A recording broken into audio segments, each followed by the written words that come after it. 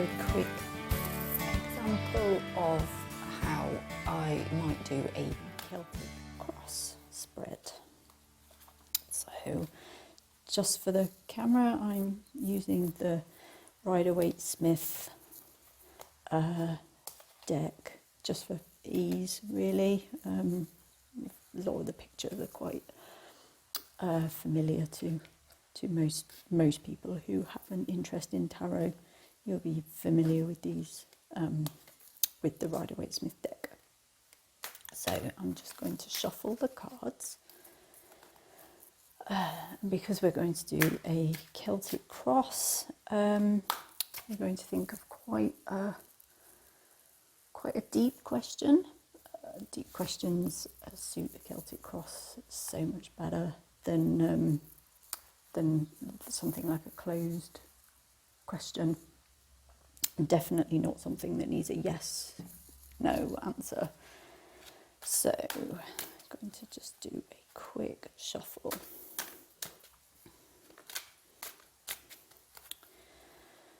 The question could be something like, how can I be successful in my job?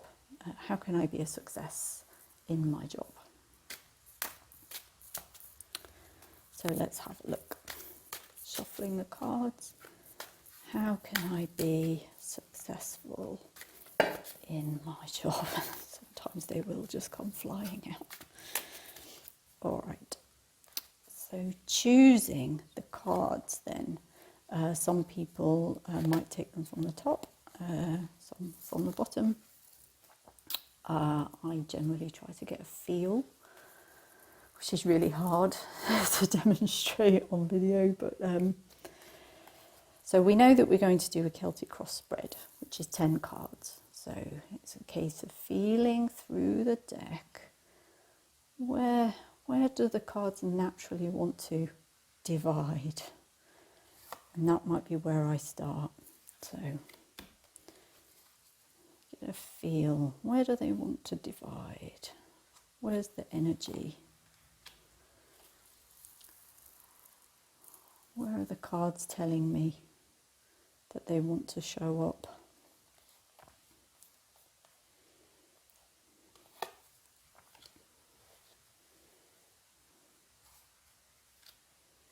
I don't think this table is big enough. Just squidge that there.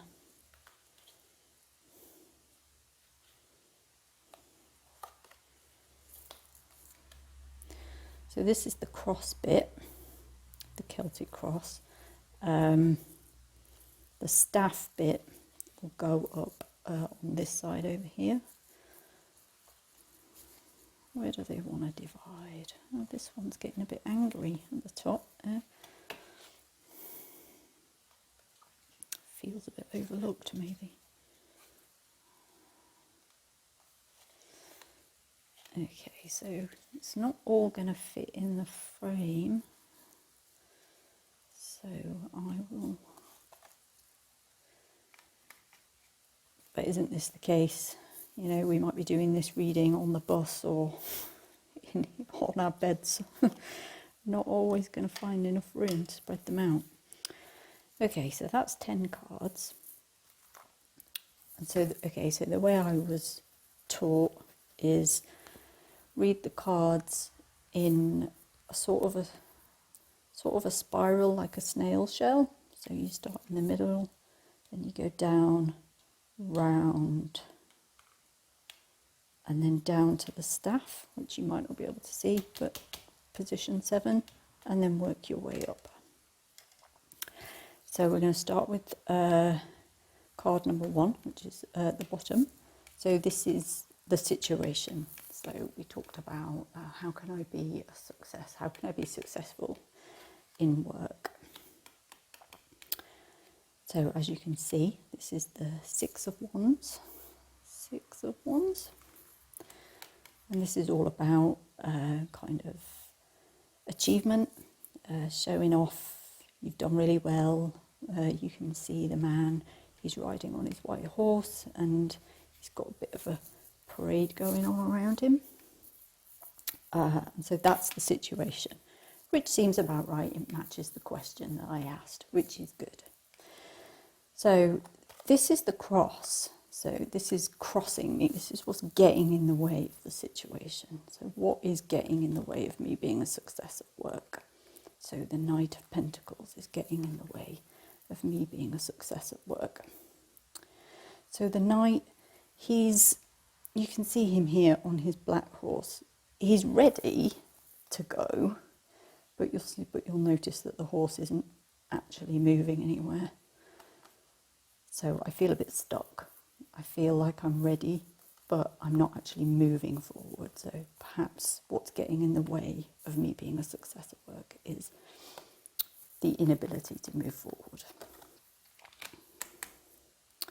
So position 3, so this one here, because the way I was taught, which I appreciate, other people may have been taught a different way, but this is the way I was taught. So position 3 is the one underneath the situation, which represents the sort of unconscious thoughts, what is going on in my head that I might not be aware of.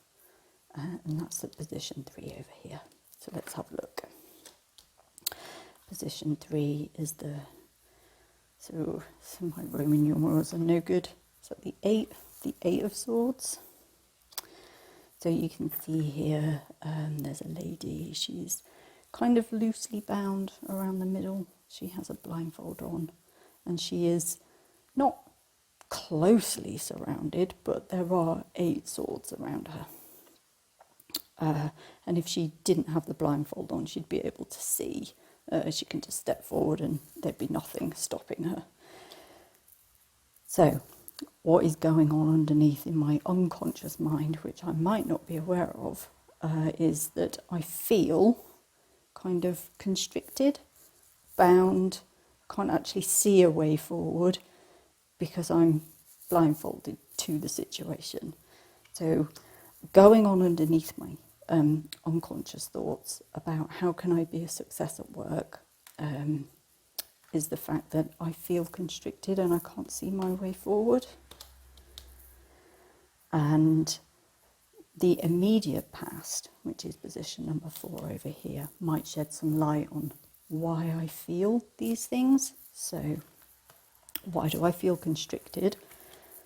Why is there an inability to kind of move forward in order for me to be a success at work? Because I want to be a success at work. So in the immediate past, what has been going on? So the Death card, which isn't actually as scary as it seems. And I've pulled the Death card out in a reversed position. So for me, reversals, and everybody is different. There'll be other people that have a different interpretation on how to read reversals. But for me, the Death card in a reversed position. So if the Death card was the kind of right way up, as it were, it's kind of it's a symbol for change and transformation. So change as in when one door closes, another one opens. But because it was in the reverse position, what's been happening in my recent past is I've had this kind of internal feeling of change. Maybe there's been too much change. Maybe too many doors have closed and maybe not enough have opened.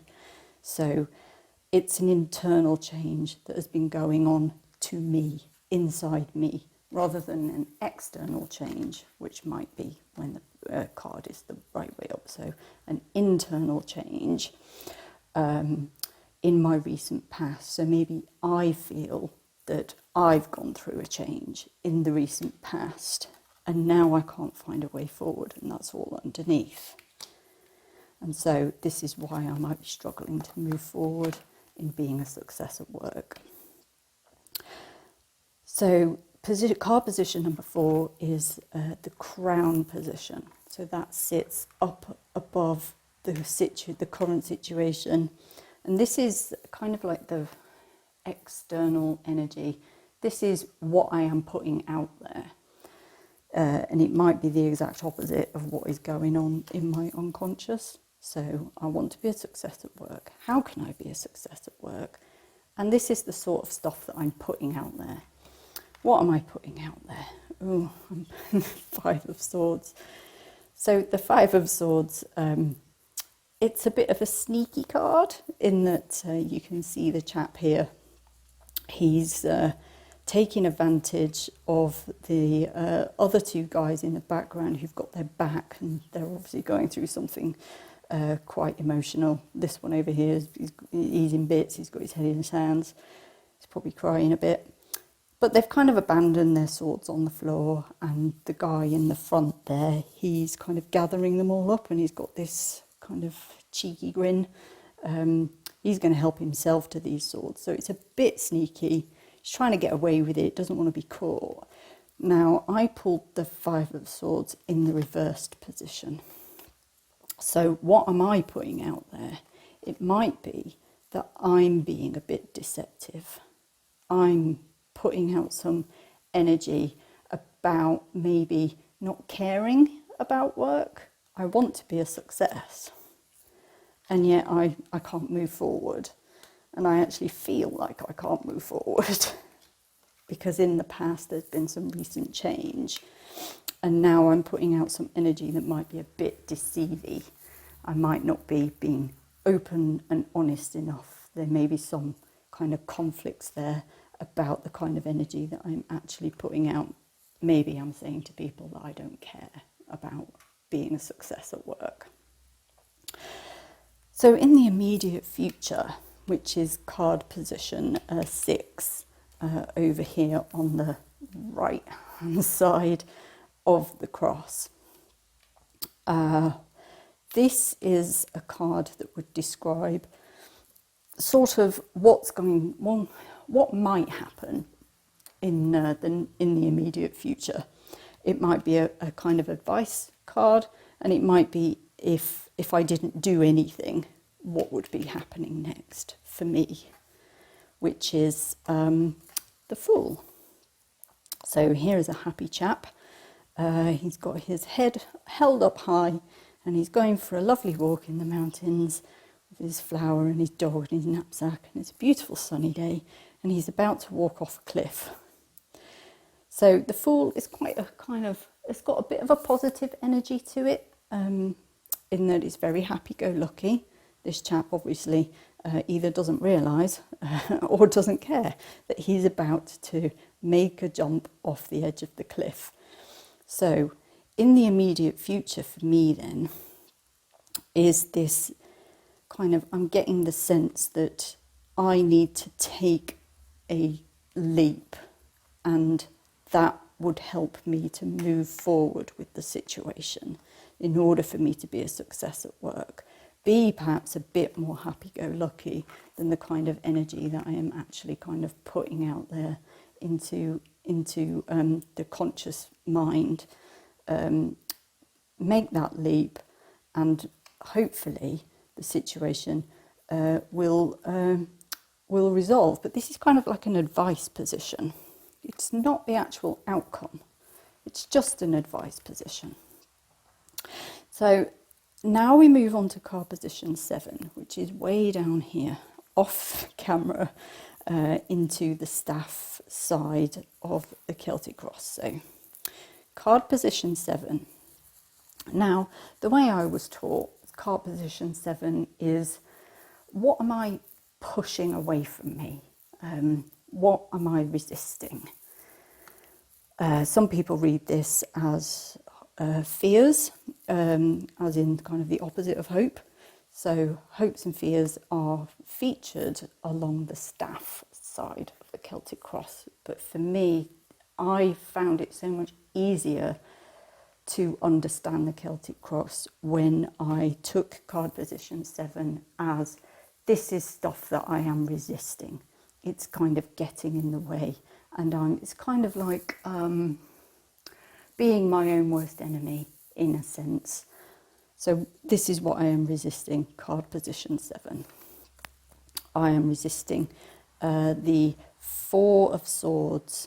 So for me, the Four of Swords, what am I resisting, is kind of the need to kind of stop, take stock, have a rest, have a break, and maybe work out what I want to do next.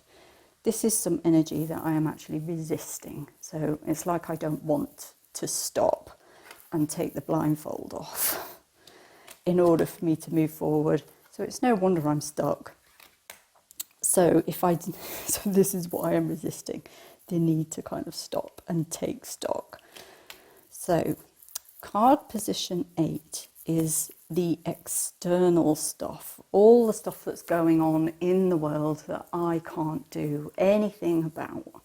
So this might be people and kind of opportunities that other people might be able to offer me.